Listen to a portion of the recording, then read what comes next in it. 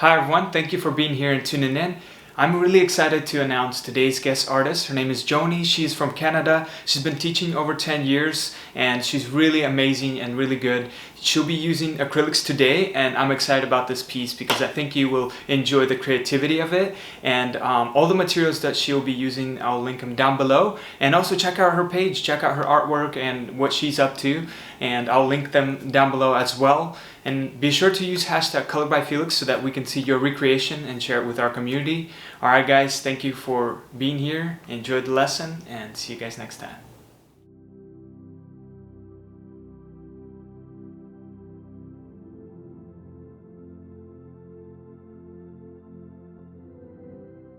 Hi everybody, my name is Joni Young and thank you for joining me for this video today. We're going to be working on an 18 by 20 stretched canvas that's been primed with acrylic white gesso. I'm going to begin with my large chalk brush, it's 3-inch, and we're going to be using these colors: yellow, phthalo green, phthalo blue, white, and light blue violet. So I'm going to begin with white and yellow. My brush is just a little bit wet. I'm going to take both of those colors and start pulling and blending in a diagonal direction in the center, back and forth. Now I'm going to pick up more white and just soften this yellow up a little bit, making it more of a pastel tone. Without washing my brush off, I'm going to then go into my phthalo blue.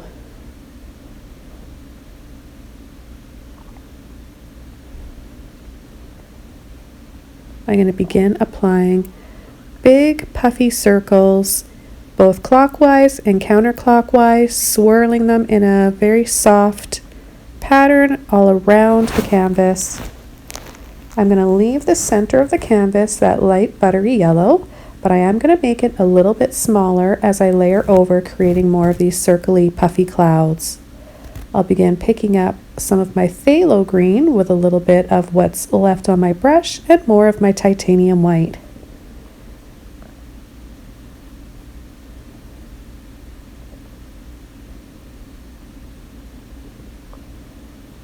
I'm not pushing too hard with the brush. I'm just very lightly, barely touching that canvas, pulling it around, and then on the edge here on the top right corner, I'm applying more paint, more phthalo and phthalo green and phthalo blue to make it really dark. We want to have a nice balance of light and shadow for our contrast here.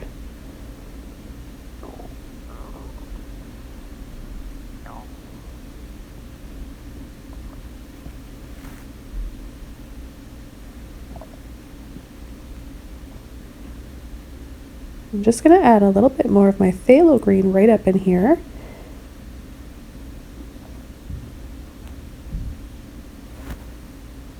Okay, now I'm going to switch over to one of my medium-sized mop brushes. A number 5 or 6 will do. I'm going to tap my brush into the light blue violet and the titanium white. I'm going to begin creating little circles for some smaller, puffier clouds, and then I'm going to bring it out and let it blend lightly and gradually into those other colors.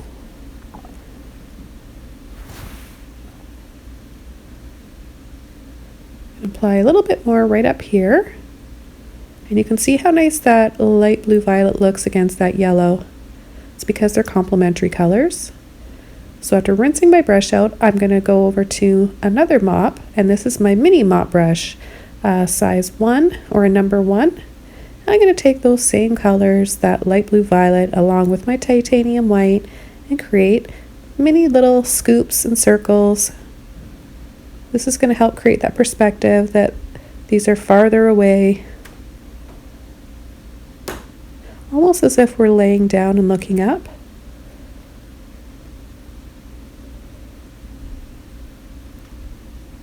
Just going to finish up the top of this canvas with phthalo green and phthalo blue.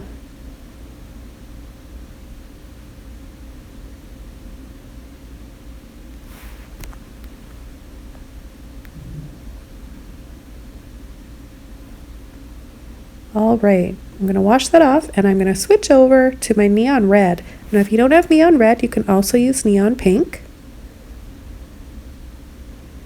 Just going to use a little bit of that with white. Of course, my mop brush is clean. I'm going to make a glowing peachy corally color.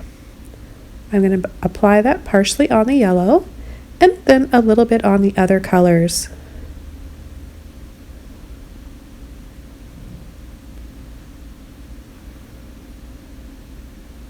So take note that I'm not drying my canvas off in between. I'm letting the colors blend and layer over to create different tones and shades.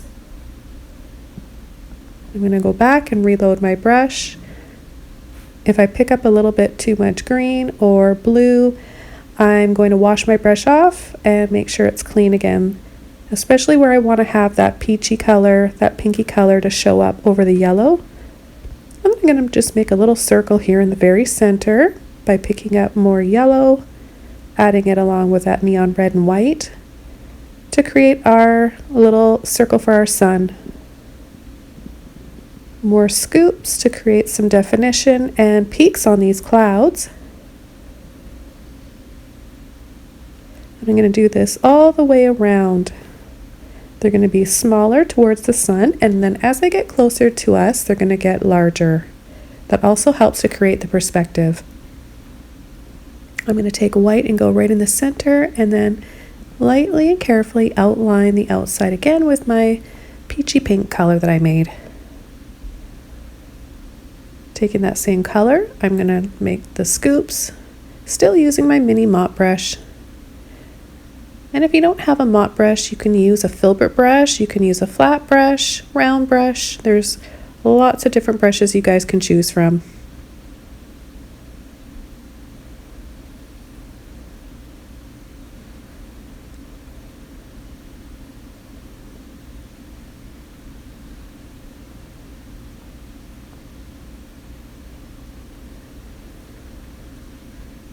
All right, washing that off, I'm going to switch to my long liner brush, and I'm going to pull into white, neon red, making sure I have enough water on my brush to help the paint flow easily out of here. Now this is just to help me make a little bit more detail for those little peaks of my clouds, especially these smaller ones that I need to do that are closer to the sun. And the mini mop brush works okay, it just is a little bit thicker than I'd like for right inside of here, where I just need to get some skinnier lines, and I'm easily able to do that with a liner brush. And you don't need a long liner brush. This is my favorite liner brush to use, so that's why I've chosen it. You can use any length of liner brush that you have.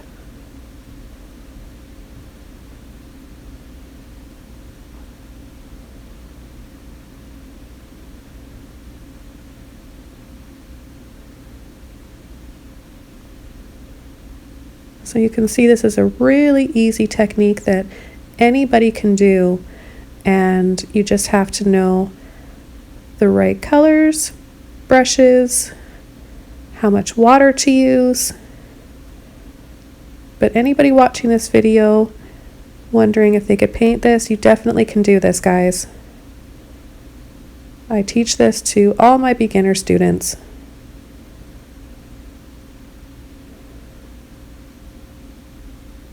Okay, I'm going to take a little bit of yellow and white now and go over part of my peachy pink color. I want to create more of a glow. And then some more white. The closer and smaller I make these little scoops, the farther away they're going to look. And I'm going to switch over to my number 11 flat brush. Now I'm going to take all these colors to try and make a really dark one, and I want to create a path. So before starting this painting, I didn't even know what I was going to paint. That's the way I approach a lot of my pieces and my artwork. So during this process, I just kind of started envisioning a pathway coming right in through those clouds. So without hesitation, I'm just going right to it with this flat brush and my neon red, phthalo green, phthalo blue. All the colors that you have on your palette you can use to make this color. And it's going to start out really small right by that sun, just using the corner of my brush. And then as it gets closer to us for that perspective, make it feel like it's more in the foreground. We're going to make wider strokes side to side, almost like a scoop, a slight scoop, just to create like a well-beaten path. And this kind of just helps create a more inviting painting. The wider we make it closer to us, makes us feel like we can step right into this painting.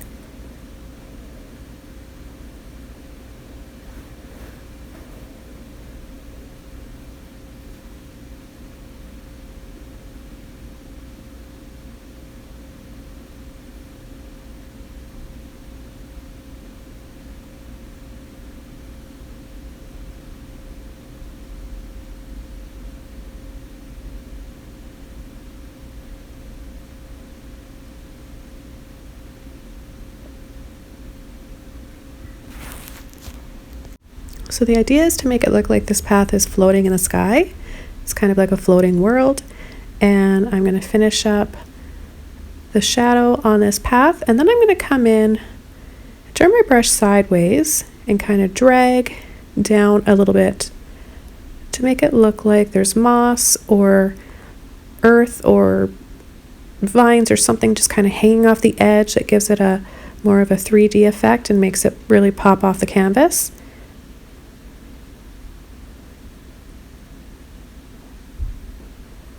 And this is also a really easy technique that any level of painters can do. And I'm using those same colors. I don't want any white in my brush at all, so just the neon red, phthalo green, phthalo blue.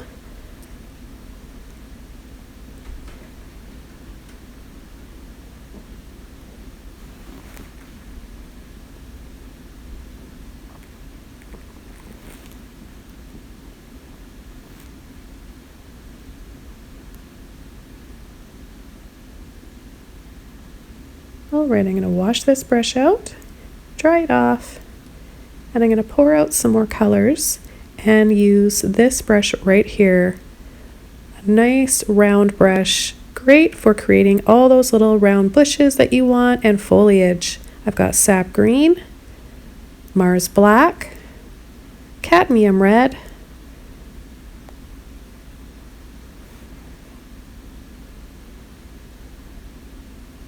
I'm going to begin with my cadmium red. I'm going to start tapping in. Oh, I love this brush. It just makes the most perfect little round bushes. So tap, tap, tap right over that background color, and it's going to look a little bit darker and deeper once it dries and sets into that canvas. And then I'm just going to tap lighter and lighter and lighter as that path gets farther away up there closer to the sun. I'm going to pick up a little bit of my yellow without washing my brush off and add a light little highlight.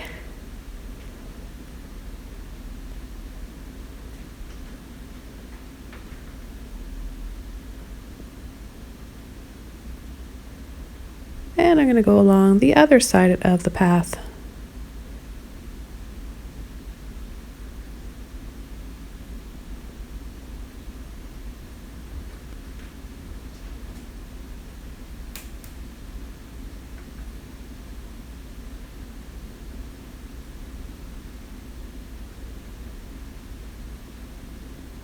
Okay, back to my number 11 flat brush. I'm going to take some white and mix it with all those colors up there that have now turned brown.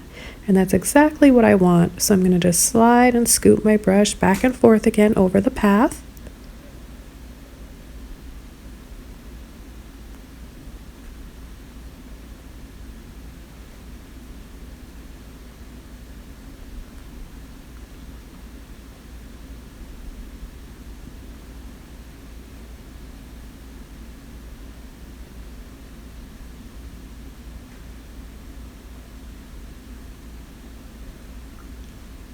I just want to create some subtle highlights on the path. And then up here, I want to make this just a little bit darker.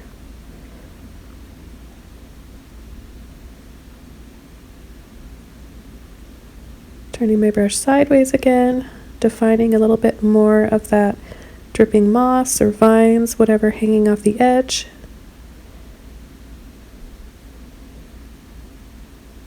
And so it can be a little bit difficult sometimes to try and add highlights to an area that may have really thick amounts of paint. So instead of adding more and more white, this is a great tip for you guys, okay? This is a little artist hack. You can just go and scoop it off, wipe the excess off on a towel, go back and just keep doing that, and you're left with a really natural glowing highlight underneath. And I use this technique a lot in my paintings, and you'll see later on in this video another place that I use it for, and it's just a really great tip for all you artists out that are looking for a way to make your paintings glow. Okay, so I'm just going to continue with this technique, taking this paint off wherever I want to have some more bright highlights. It's just way easier to do this than to just try to keep adding white. And you can also, if you're having trouble with this, you can also grab a little cloth and dab off that excess paint. That works just fine too.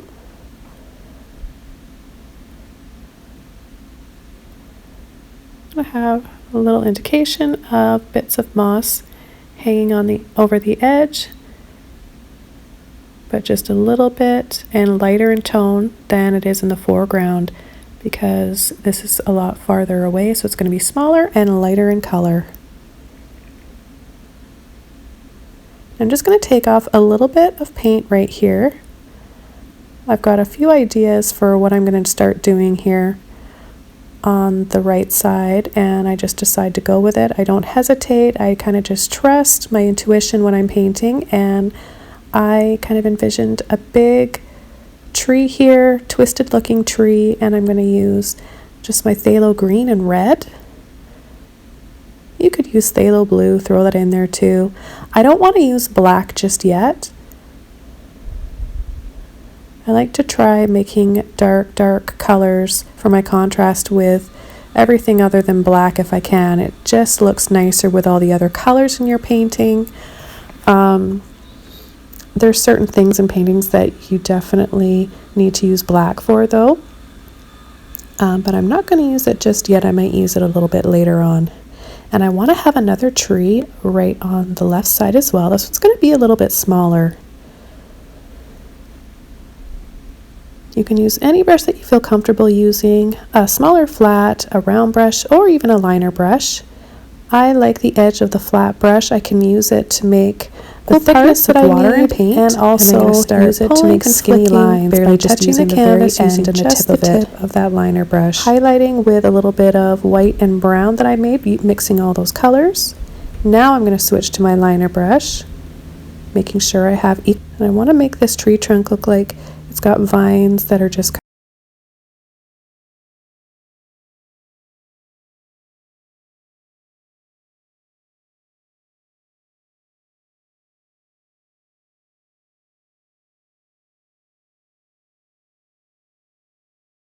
kind of twisting around it.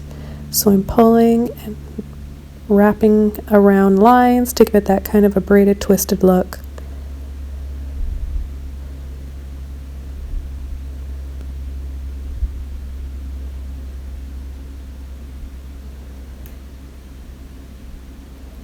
And I'm not going to worry too much about making each branch perfect, because we're going to be covering up most of them with some leaves anyways, and all the foliage using a little mop brush pretty soon. I'm going to add another little tree right here.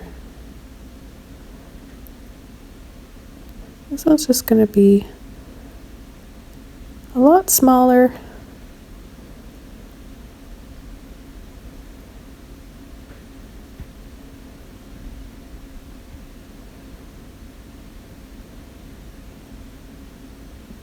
Now, having these dark trees, mainly in silhouette like this, really helps to draw our eyes in to the center of the painting. In this case, this is the real focal point, the center of interest, which is important to have when you're creating a painting.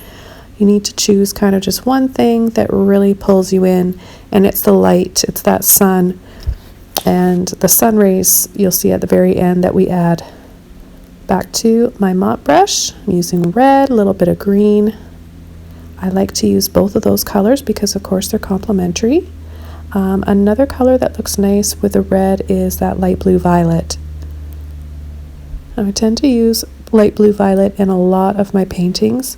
It's just one of those colors that really looks nice with every other color.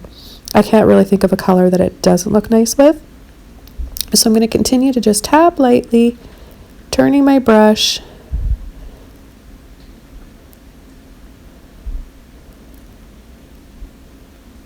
Just so that I don't make every single branch look exactly the same. You want to change it up a little bit here and there so it doesn't look like a pattern. Obviously it's going to be a little bit thicker and denser right there in the middle, top of the tree, and then I'm going to have a few little bits of leaves on the smaller branches down here at the base.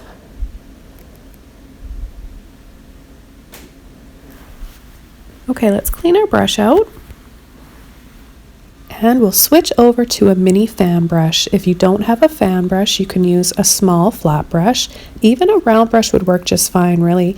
All we're going to be doing is pulling and flicking very lightly into this browny kind of green color that we've made and creating some dripping moss.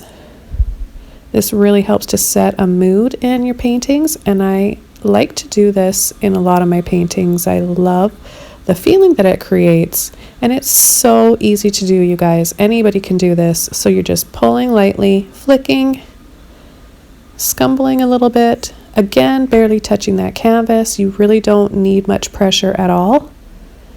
And you can see I'm picking up that wet red greenish paint underneath, which is totally fine. If I did this a lot, I could make these trees look like weeping willows. So you can do this or use this technique to create those weeping willow trees. Super, super easy. I'm going to begin taking some of my light blue violet now and adding that for some pretty highlights and a nice bit of glow here. I'm going to increase that. I'm liking the way that looks. There's kind of a fine line when you're painting silhouettes. You know, you don't want it to look kind of too dark and scary unless that's what you're after.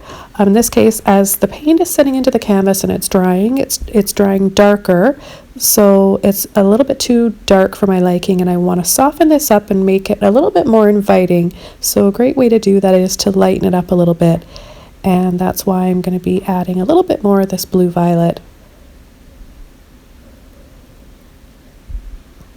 So on the foliage, on the trees, on part of the moss, on the tree trunk, and the foliage on either side of the pathway. Again, using my little mini fan brush.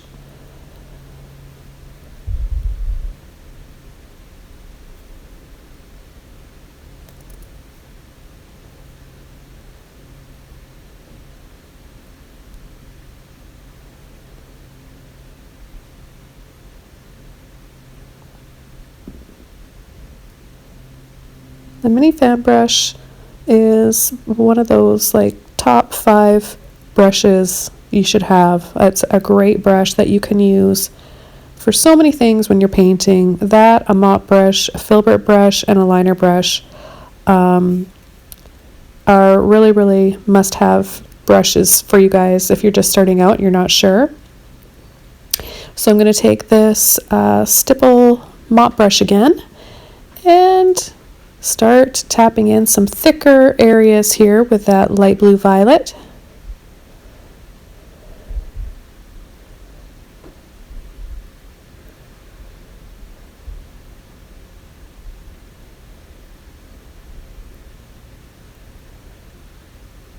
Now I'm going to go over to my flat brush and pull and flick a little bit here.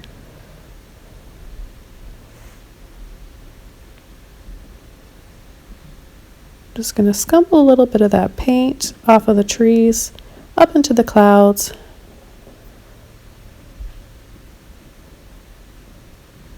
Soften underneath to bring back a little bit more of a contrast and shadow. Now right here I just decided to gently scumble off that paint, and I've sped this up a little bit here because it takes a bit of time. And this, you can see, is creating a glowing effect, which is really nice. So a lot of my fantasy paintings have these kind of glowing worlds in them, and kind of like doorways or portals inside tree trunks. I'm just taking a little bit of white with a bit of that cadmium red, just a little bit.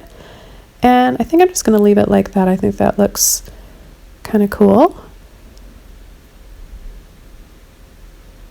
Okay, I'm switching over to my round brush now. And now I'm going to begin creating little orbs and stars. Both falling stars and kind of like shooting stars, any kind of stars. So I'll start making the shapes that I want, placing them where I want them to be, and then go back and make them a little bit brighter. Now in some areas I'm going to scumble gently the paint off to create those little glowing areas. I'll be using a little, almost like a soft round stipple brush. You'll see that a little bit later on. I'm going to just a little bit more white there.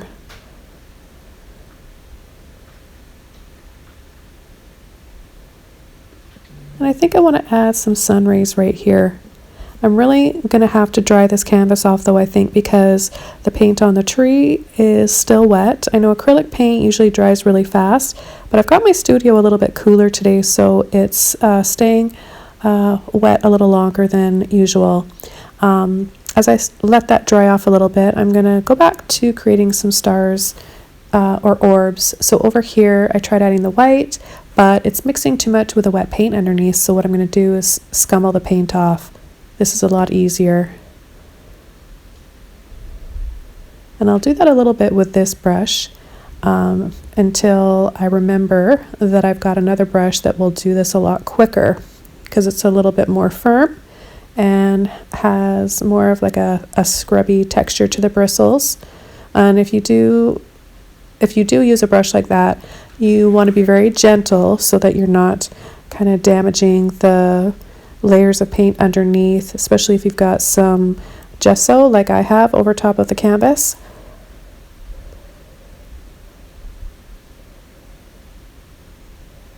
So you're left with a little bit of like a light blue or light green. So here's my little stipple brush that I've got.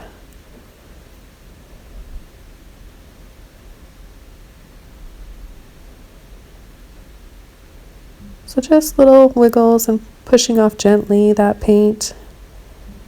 Like I said, just leaving a light layer of color underneath, but it just looks like it's glowing. It's so pretty. And I love adding little stars and orbs to all my whimsical fantasy types of paintings. Now right in here at the base of this tree, I thought I would add a little doorway too. Little fairy doors. But again, I've got a lot of wet paint there, so I'm just gonna work on this a little bit. Decide how much I want to leave on there, how bright I want it to be, how big I want it to be.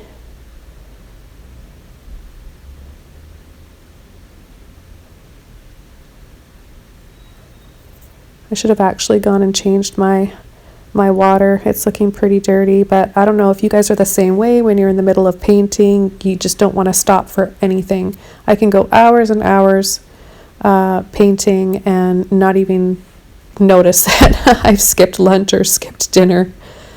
Just going to go in between some of these orbs and stars here, adding little bits of that light blue violet. Almost has like a sparkly look to it, which is really pretty. And I'm going to go up and around the tree and the branches, really just adding a little bits here and there where I feel like I want to add some more light. It's all about creating that mood that you want. And though this is nighttime or like sun setting and it's starting to get dark out, I don't want it to have a scary feeling to it. I want it to feel magical and kind of dreamy.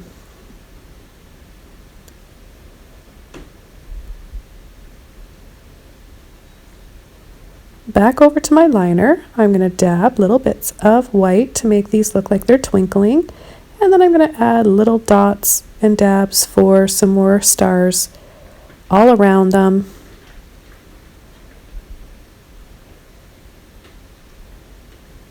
And you can see sometimes I use my finger just to dab to make things look a little bit blurry or hazy.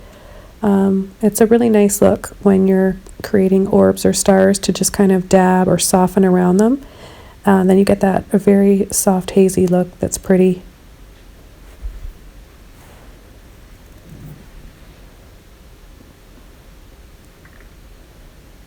And I'm going to pull and flick off of some of those little white dots to make them look like they're falling stars.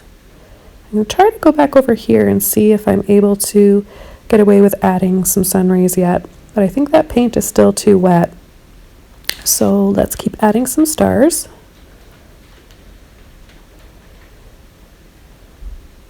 What I'm going to do eventually is just get my hairdryer out.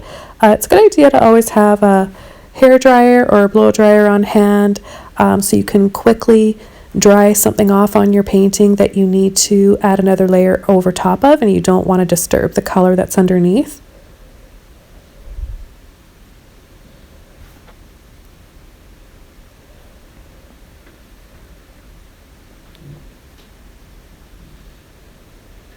Add a few more little highlights right up here. Just a little bit of red and white. You could use yellow and white, Phthalo green and white, light green. Any light color that you like would work. And add little dabs of it wherever.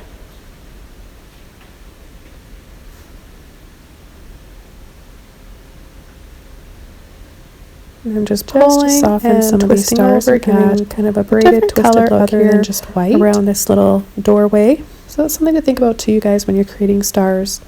I'm going to take some, even any kind of highlights. Don't always just go for just straight white. Always tint it with something, and it will make your painting so much more interesting and pretty to look at. So again, wherever you want to have it look like they're falling stars or shooting stars, do a little dot and then lightly pull and flick off of that dot in any direction you want to make it look like they're shooting.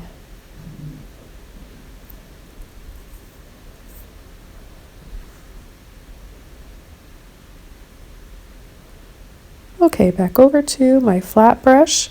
I've squeezed out a little bit of this really pretty spring grass green color. It's like a chartreuse, yellowy green. That will work. And I'm going to add little dabs of it wherever I want to have some light hitting the grass or the foliage.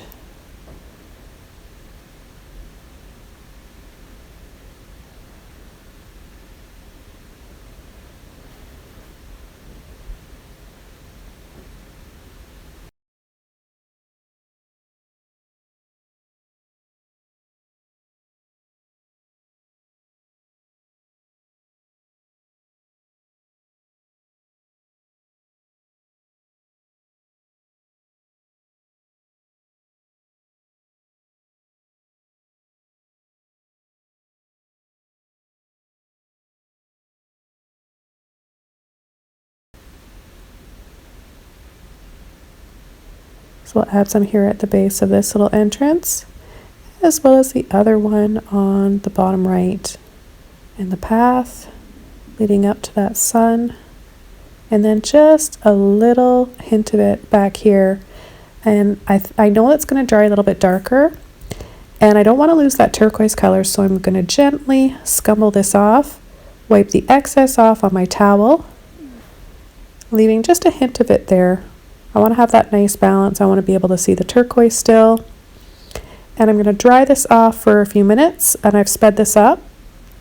As I'm drying it, I'm going to pull and flick off some of these little dabs of white that I kind of forgot about, and just decided that it would look nicer to have a whole group right here of little falling or shooting stars. So we'll dry this over, and then I'll be able to add my final sun rays to this painting. Just making sure that's all dry in there. Yep, it is. All right, clean Filbert brush, slightly wet, a little bit of titanium white, pulling on an angle and flicking skinnier, right where you start it from the sun.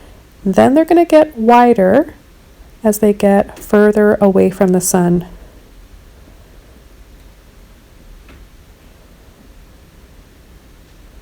And I'm not going to do too many of these. I'm just going to have them mainly around the path area. Now there's a little spot here on this branch that was still a bit wet. Even though I thought it was all dry, I picked up a little bit of that, but I fixed it. You can hardly tell that I pulled any of that in there.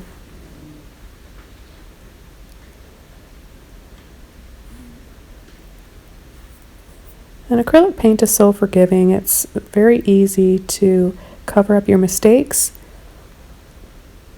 Okay, now I'm going into the black with another liner brush. And to really make the colors pop in this painting, I'm going to add a little bit of Mars Black right down here on the bottom. Just a little bit.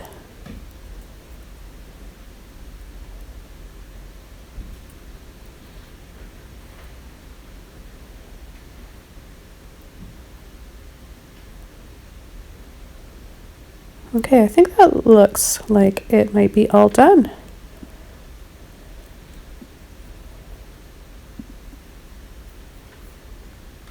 Just have a couple more things to do and this painting will be all finished. Just going to soften this area in here. Washing my brush. Just decided to add one more sun ray right down here.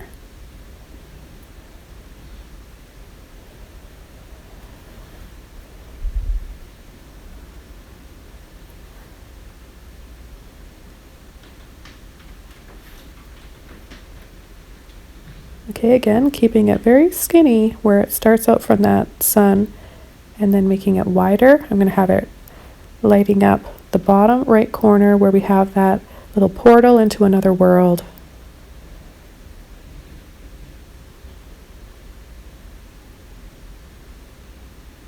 Alright guys, this painting is all finished. I want to thank you so much for joining me today. I hope you liked this video. Give it a thumbs up if you did. Thank you again, and thank you so much, Felix. Bye everybody. Happy painting.